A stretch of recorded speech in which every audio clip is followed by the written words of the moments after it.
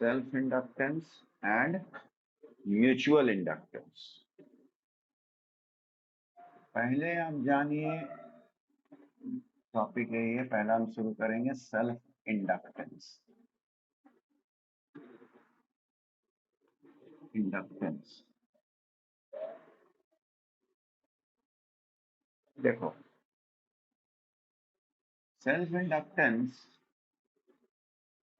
पहले ये समझ लो कि जैसे अगर हम लोग पहला जो इलेक्ट्रिसिटी यानी स्टैटिक इलेक्ट्रिसिटी पढ़ रहे थे, वहां से हम लोगों ने एक सर्किट एलिमेंट लिया एंड दैट वाज कंडक्टर।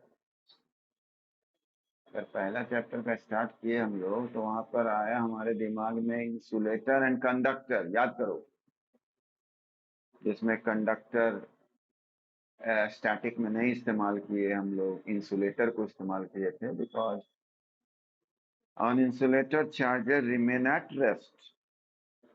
फिर जब करंट इलेक्ट्रिसिटी की पढ़ाई हुई तब हम लोग को एक सर्किट एलिमेंट मिला, रजिस्टर। ठीक, और उधर एक और मिला था, कैपेसिटर भी मिला था, कैपेसिटर। और तब आते हैं हम लोग, अब थर्ड है हमारा मैग्नेटिक, मैग्नेटिक इफेक्ट। इसमें हमारा एक सर्किट एलिमेंट हो जाएगा, अब वो क्या हो जाएगा, इंडक्टर। यानी तीन सर्किट एलिमेंट की जानकारी हम लोग को मिल गई। एक कैपेसिटर जो उधर कंडक्टर के रूप में बोले, दूसरा हो गया आपको रजिस्टर, और थर्ड वन इज इंडक्टर।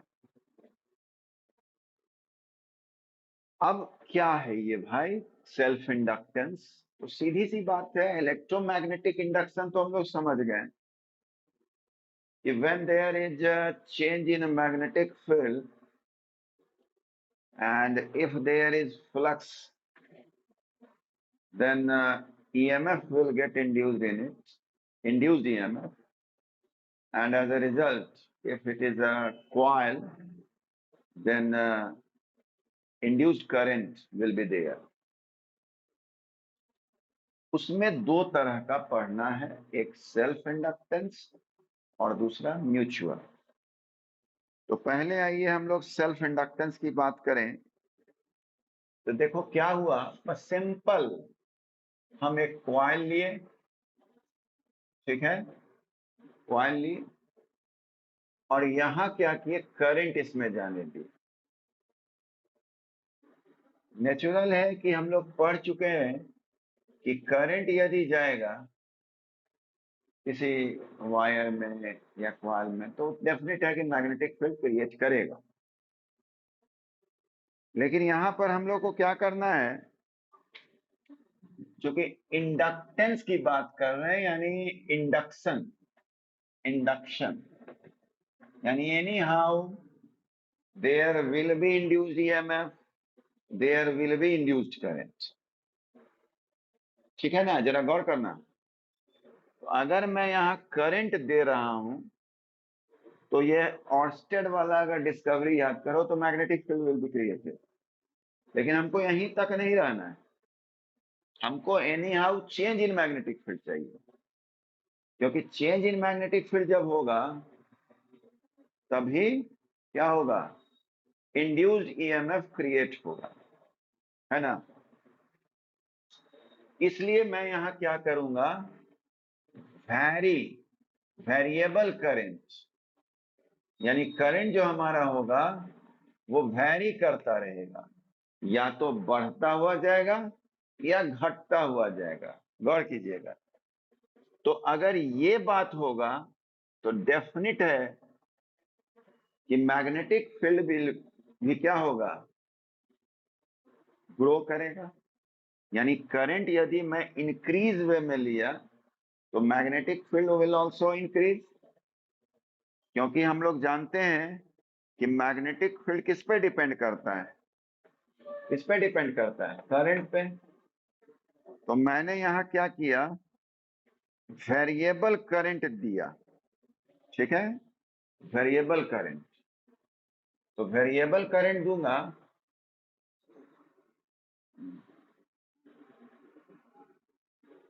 तो मैग्नेटिक फील्ड क्या रहे हैं, वेरिएबल करंट यदि दूंगा तो मैग्नेटिक फील्ड चेंज करेगा, और मैग्नेटिक फील्ड चेंज करेगा तो डेफिनेट है कि करंट इंड्यूस होगा। यानी यही कॉइल में चेंज इन मैग्नेटिक फील्ड के कारण करंट विल गेट इंड्यूस, और करंट ऐसा इंड्यूस होगा जिसका डायरेक्शन ये रहेगा कि अगर आप इसमें इंक्रीज करवा रहे हैं तो इंड्यूस्ड करंट का डायरेक्शन अपोजिट रहेगा। ओके, क्योंकि ये इधर जा रहा है और वो ग्रो कर रहा है। ठीक है ना बात, आ रही है बात समझ में? मतलब सेल्फ नाम है ना यहाँ, सेल्फ खुद में, यानी खुद का एक कॉइल है और उसमें ग्रोइंग करंट है, ग्रो कर रहा है करंट इस डायरेक्शन में। तो याद होगा लेंज लॉ, लेंज लॉ में बताया गया कि अपोजेस द कॉज, यानी ठीक है इसमें चेंज इन मैग्नेटिक फील्ड के कारण करंट इंड्यूस हुआ, लेकिन जो करंट इंड्यूस हुआ वो क्या करेगा, उसका विरोध करेगा। यानी वो ग्रो कर रहा है, यहां पर मैं लिख देता हूं if it is growing, growing means increasing, तो ये उसको चाहेगा कि मैं उसको डिक्रीज कर दूं। तो this is actually self induct, क्या नाम दिए थे, डिकेइंग, डिकेइंग करंट। ठीक है ना? जैसे देखो, यदि मैं एक और डायग्राम बनाता हूं यहां, इस बार भी करंट जा रहा है उधर ही, लेकिन इस बार डिकेइंग है, घट रहा है, घट रहा है, तो मैग्नेटिक फील्ड भी घटेगा, तो करंट डेफिनेट है कि इंड्यूस होगा, और करंट जो इंड्यूस होगा वो क्या करेगा, चूंकि ये घट रहा है, नहीं चाहेगा कि ये घटे, तो अगर ऐसे चलेगा तब तो और बेचारा घट जाएगा, इसलिए क्या करेगा, सपोर्ट करेगा। यानी ये होगा आपका करंट, ठीक है ना, इंड्यूस करंट, इंड्यूस करंट का डायरेक्शन। ओके, पहले ये सब एक इंट्रोडक्शन है, स्क्रीनशॉट ले लो।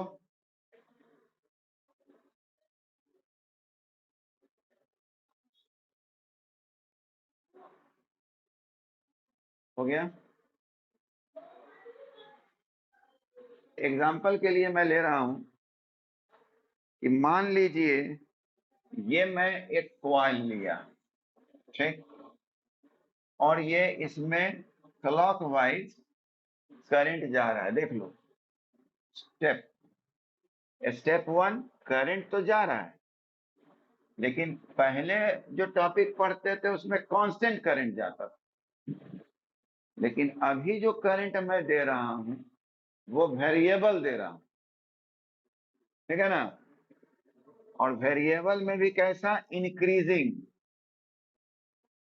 तो ऐसे अगर जा रहा है तो मैग्नेटिक फील्ड तो ऐसे होगा, क्रॉस लगाएंगे, लगाएंगे ना, इनवर्ड इनवर्ड इनवर्ड इनवर्ड, हो गया? अब देखो, तो अब यही कॉइल में अगर ग्रो कर रहा है करंट तो मैग्नेटिक फील्ड भी इंक्रीज होगा। मैग्नेटिक फील्ड इंक्रीज करना मतलब फाई इंक्रीज करना, देखो मतलब साइमल्टेनियसली इंड्यूस करंट पैदा हो रहा है, ये बात समझिए आप। मैं दिया करंट, मैं दिया करंट, और चूंकि वो करंट वेरिएबल है, इस कारण से फाइनली उसी कॉइल में क्या हो जाएगा, इंड्यूस करंट प्रोड्यूस हो जाएगा। क्योंकि उसी कॉइल में प्रोड्यूस हो जाएगा, इसीलिए नाम हो रहा है सेल्फ इंडक्टेंस। यदि दूसरा कॉइल रहता तब नाम हो जाता म्यूचुअल। लेकिन चूंकि जिस कॉइल के कारण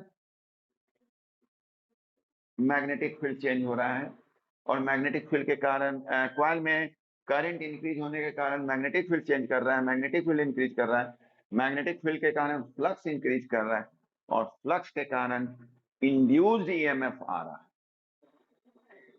और इंड्यूस्ड ईएमएफ के कारण क्या होगा, क्या होगा, करंट इंड्यूस हो जाएगा। और करंट जो इंड्यूस्ड होगा इसी कॉइल में, उसका डायरेक्शन क्या होगा, जस्ट अपोजिट, एंटी क्लॉकवाइज में। यानी ये कॉइल में ही आपको मिल जाएगा ऐसा।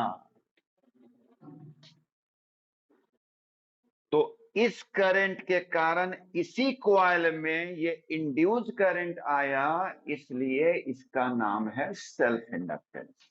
क्लियर हो गया होगा? स्क्रीनशॉट लीजिए और डन बोल देना। डन। तो यहां देखो, अब हम लोग इसको डिराइव करते हैं फार्मूला, कि मान लिया यही कॉइल था हमारा, ये कॉइल था, और this is current, this is current, और ये टर्न है हमारा एन टर्न, एन टर्न। तो स्वाभाविक है कि, एक मिनट, हाँ, स्वाभाविक है कि करंट यदि मैं वेरिएबल भेजूंगा, वेरिएबल करंट, वेरिएबल करंट, तो नेचुरल है कि फ्लक्स विल चेंज। यानी जो फ्लक्स होगा, this is magnetic flux, magnetic flux linked with the coil, linked with coil, है ना। ये मान लिया एक एक टर्न में फ्लक्स हुआ, एक टर्न की बात। लेकिन अगर मैं टोटल फ्लक्स की बात करूंगा, फाइटी टोटल फ्लक्स, टोटल फ्लक्स, तो किसके बराबर हो जाएगा, किसके बराबर होगा, एन फाई, है ना, एन फाई होगा, नेचुरल है। अरे एक के कारण फाई, तो फाई टी के कारण क्या होगा, एन फाई।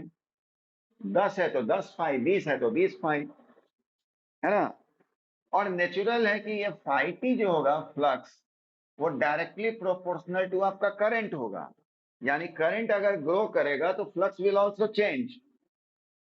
ओके, तो ये जो फाई टी होता है ना, यानी टोटल फ्लक्स, ये तो हम बोल ही दिए ना डायरेक्टली प्रोपोर्शनल, मतलब कॉज तो यही ना है भाई, करंट आप इंक्रीज कर रहे हैं तो फ्लक्स चेंज।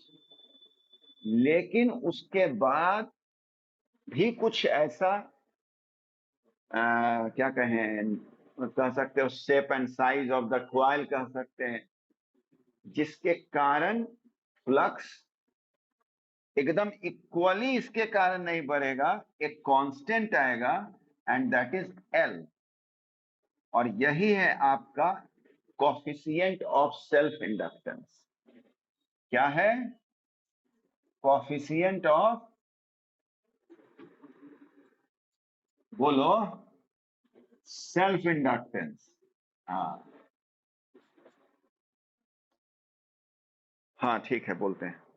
मेरा सीधा कहना है कि जितना का भी कॉज है, ये flux, flux means magnetic field, तो अगर करंट मेरा कांस्टेंट रहेगा तो फ्लक्स भी कांस्टेंट होगा, होगा ना। तो ऐसे भी हम जानते हैं कि फ्लक्स जो होगा वो depend upon current. Magnetic field भी तो डायरेक्टली प्रोपोर्शनल टू करंट होता है। तो आज मैग्नेटिक फील्ड ना बोल के हम फ्लक्स बोल रहे हैं कि flux is directly proportional to current. ठीक है, ठीक है। लेकिन ये करंट जो है वो ग्रोइंग करंट होगा या डिकेइंग करंट होगा, ये चेंज हो सकता है। तो जो हमारा चेंज इन फ्लक्स है जिसके कारण ईएमएफ इंड्यूस होगा, गौर करो, इसीलिए हम लोग फ्लक्स की भाषा इस्तेमाल कर रहे हैं, क्योंकि हमको पाना है इंड्यूस ईएमएफ। और इंड्यूस ईएमएफ कैसे होता है? D phi by d t. कोई ऐसा फॉर्मूला नहीं ना है भाई इंड्यूस ईएमएफ का कि डीवी बाई डी टी, ऐसा तो नहीं है। इंड्यूस ईएमएफ का फॉर्मूला होता है d phi by d t, यानी एनी हाउ हमको फ्लक्स से मतलब, फ्लक्स से मतलब। तो फ्लक्स किस पे डिपेंड है? करंट पे। लेकिन ये रिलेशन दे रहा हूं मैं, जैसे मैं इज इक्वल टू लाया तो आपको एक कांस्टेंट आ जा रहा है, एंड दैट इज एल। अब वो एल क्या है भाई? कोफिशिएंट ऑफ सेल्फ इंडक्टेंस, यानी इसका क्या, इसका शेप है, क्या साइज है, वो मायने भी रखेगा फ्लक्स के चेंजिंग में। ओके, समझ गए? हाँ ठीक है, चलो। तो ये हो गया हमारा फाइव। क्या बोल रहे थे, चौक कहाँ चला गया? हो गया फाइव टी एल आई। तो यहाँ ये भी एक फॉर्मूला ही आप समझ लीजिए। और अब एल का अगर यूनिट निकालना चाहे तो फाइव टी बाई आई होगा। और फाई का याद करो वेबर होता है, वेबर फ्लक्स का, फ्लक्स का ऐसा यूनिट वेबर।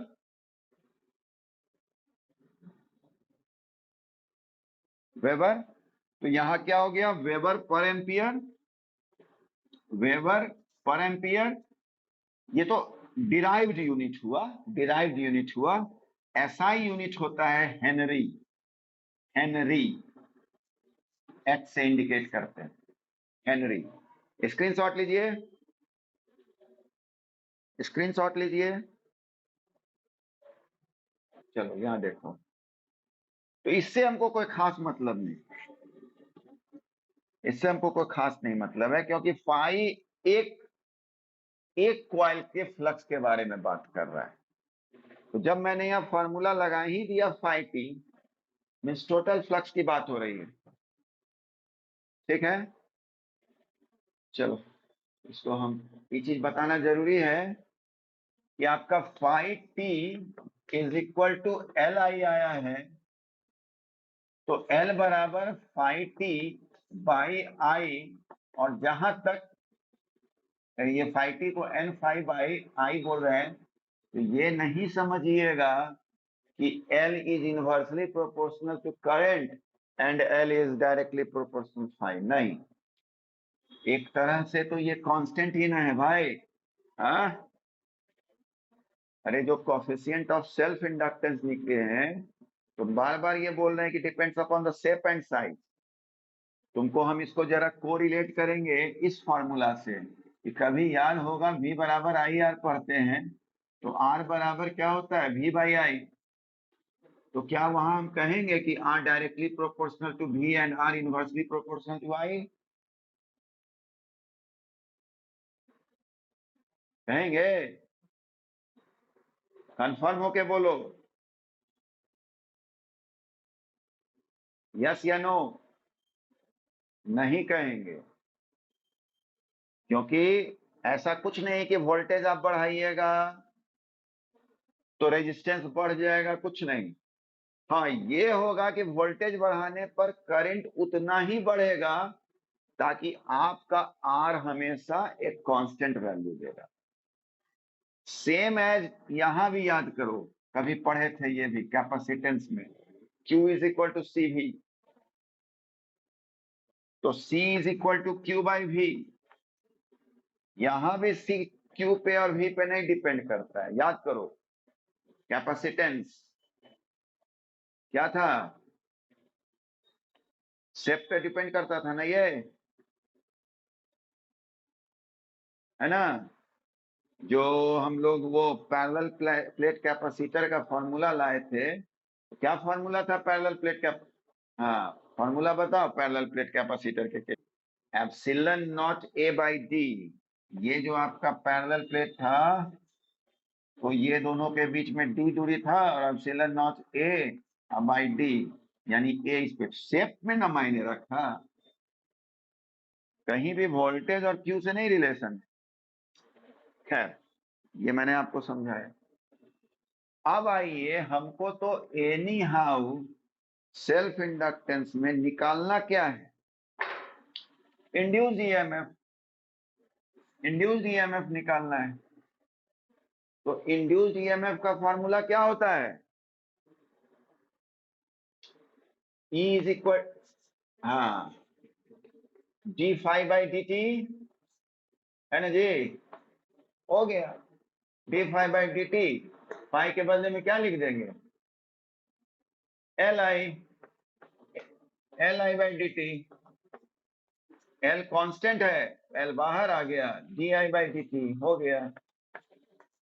बस यही फॉर्मूला आपको ध्यान रखना है। एक ये याद रखना है और दूसरा ये याद करना है। स्क्रीनशॉट लीजिए।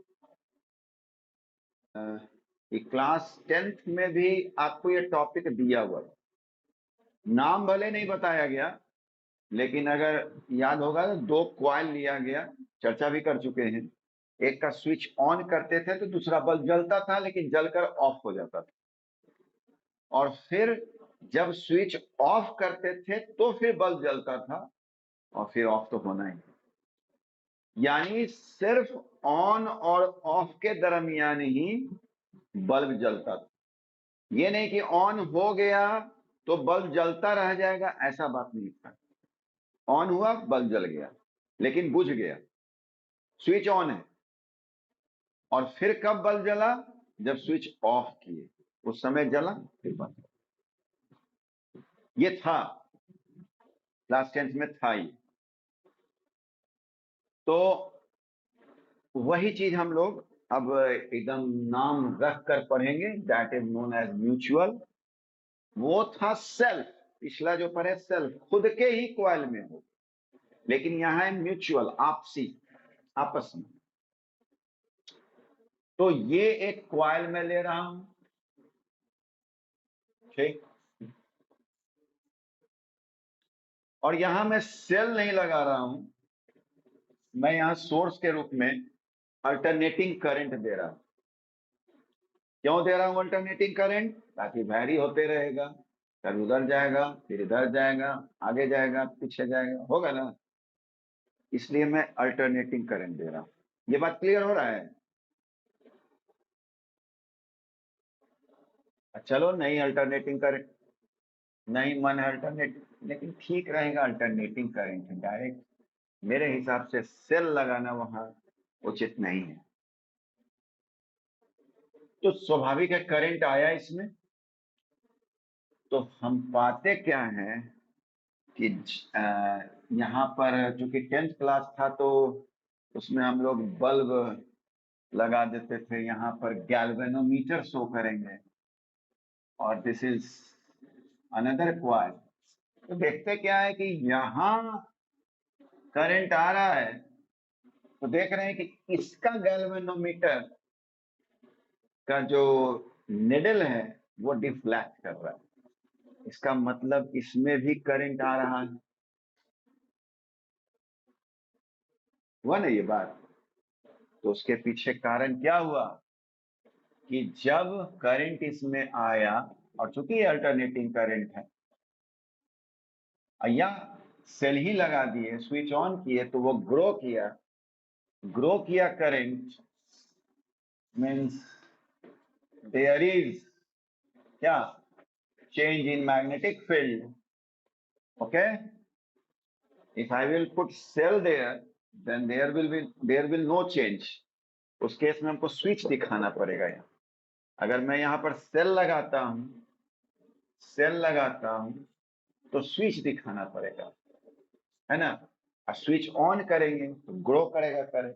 इस तरह से तो बेहतर बेहतर है कि आप अल्टरनेटिंग करंट ही दिखाएं। तो change in magnetic field, and due to change in magnetic field, Faraday क्या बोला भाई? Induced EMF will be there, induced EMF will be there, and due to induced EMF, induced current will be there. क्या होगा? Induced current होगा। तो बस यही है आपका म्यूचुअल इंडक्टेंस। इसको हम लोग प्राइमरी कॉइल कहेंगे, प्राइमरी कॉइल, और इसको कहेंगे सेकेंडरी कॉइल। ठीक है ना।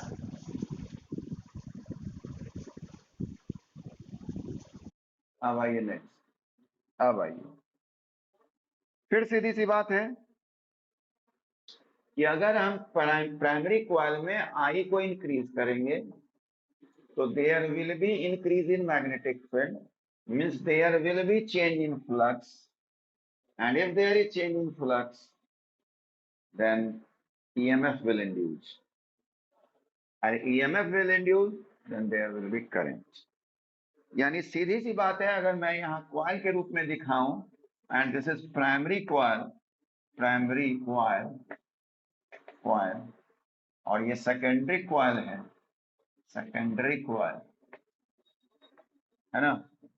और यदि ये करंट ऐसे जा रहा है तो ऐसे में ऐसे ना आ रहा है, ऐसे आ रहा है, स्वाभाविक है, मैग्नेटिक फील्ड ऐसे गया, ये, तो ये 1 और ये 2, यानी फाई 2 जो है इस बार किस पर डिपेंड कर रहा है?